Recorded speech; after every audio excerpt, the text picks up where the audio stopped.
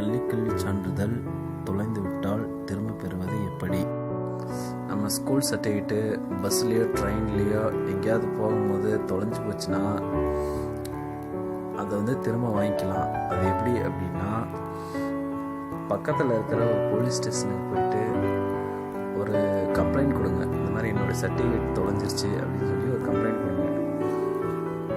அதுக்கப்புறம் நியூஸ் பேப்பரில் தொடர்ந்து சர்டிஃபிகேட் தொலைஞ்சிருச்சு அப்படின்னு சொல்லிட்டு விளம்பரம் பண்ணுங்க.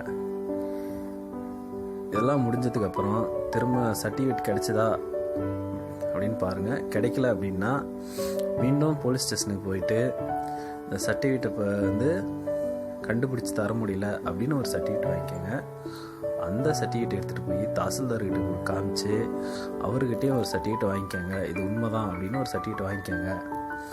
இந்த சர்டிஃபிகேட்டை எடுத்துகிட்டு நீங்கள் அரசாங்கம் நிர்ணயிக்கிற ஒரு அமௌண்ட்டுக்கு டிடி அவங்க சொல்லுவாங்க. அந்த அமௌண்ட்டுக்கு டிடி எடுத்துக்கிட்டு நேராக நம்ம எந்த ஸ்கூலில் படித்தோமோ அந்த ஸ்கூலோட தலைமை ஆசிரியர்கிட்ட போயிட்டு என் சர்டிஃபிகேட் தொலைஞ்சு போச்சு, எனக்கு புதுசாக வாங்கி கொடுங்க, அதோட நகலை வாங்கி கொடுங்கன்னு கேளுங்க.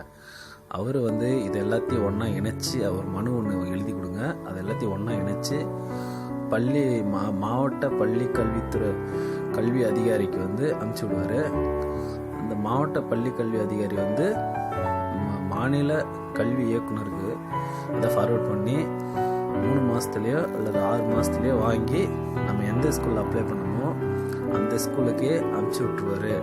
நம்ம போய் ஒரு 3 மாதம் 6 மாதம் கழித்து அந்த சர்டிஃபிகேட்டை திரும்ப நம்ம வாங்கிக்கலாம். இது பிடிச்சிருந்துச்சின்னா லைக் பண்ணுங்கள்.